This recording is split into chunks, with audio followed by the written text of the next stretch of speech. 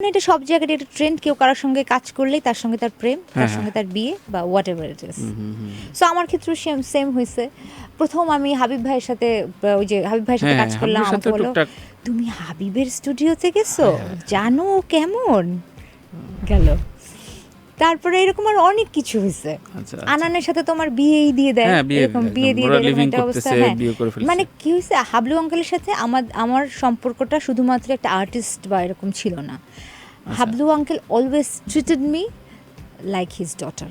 এই যে হিপোক্রেসি, এইটা তুমি বুঝলা কবে ঢাকা শহরের এই যে একটা ডাবল ফেস? তোমার যখন হাবলু ভাইয়ের সাথে কাজটা হয় তখন বলছে ঠিক আছে, ওর ছেলের সাথে সম্পর্ক, তো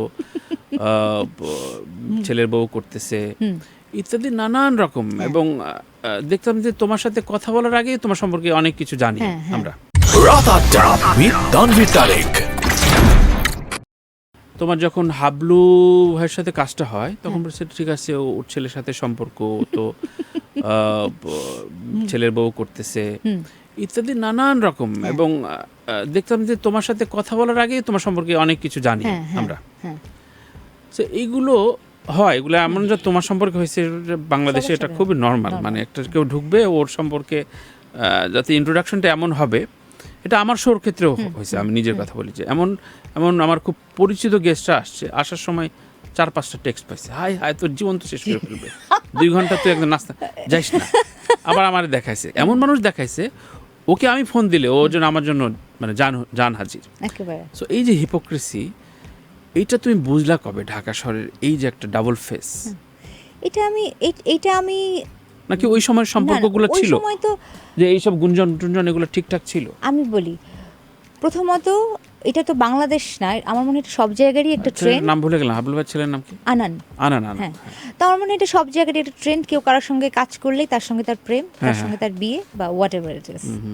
সো আমার ক্ষেত্রেও সেম হয়েছে। প্রথম আমি হাবিব ভাইয়ের সাথে ওই যে হাবিব ভাইয়ের সাথে কাজ করলাম, আমাকে বললো তুমি হাবিবের স্টুডিওতে গেছো, জানো ও কেমন গেল। তারপরে এরকম আর অনেক কিছু হয়েছে। আনানের সাথে তোমার বিয়েই দিয়ে দেয়, এরকম বিয়ে দিয়ে দেয় এরকম একটা অবস্থা। হ্যাঁ, মানে কি হয়েছে, হাবলু আঙ্কেলের সাথে আমার সম্পর্কটা শুধুমাত্র একটা আর্টিস্ট বা এরকম ছিল না। Hablu uncle always treated me like his daughter.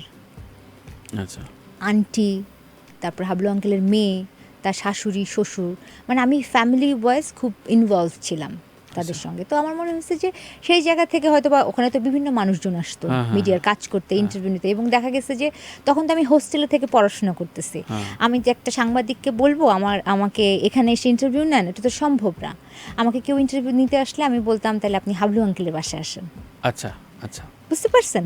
তা আমার ওই জায়গাটাই ছিল যেখানে গিয়ে আমি একটু কথা বলতে পারতাম, বা আমার সব অ্যাক্টিভিটিসগুলো ওখানে হতো, যেহেতু আমার নিজের কোনো বাসা ছিল না তখন, আমি হোস্টেলে থাকতাম। আচ্ছা, সেই জায়গা থেকে বোধহয় একটু ক্লু পেয়ে একটু গল্পটা জমাইতে পারছি। আর উচ্ছৃঙ্খল, এটা আমাকে মানুষ কেন বলতে যায় না, বাট আমার কাছে মনে হয় যে আগে এক সময় ছিল, এখন খুব ধীর স্থির। এবং উচ্ছৃঙ্খল আমার কাছে মনে হয় যে আমি বোধহয় কোনোদিনই ছিলাম না।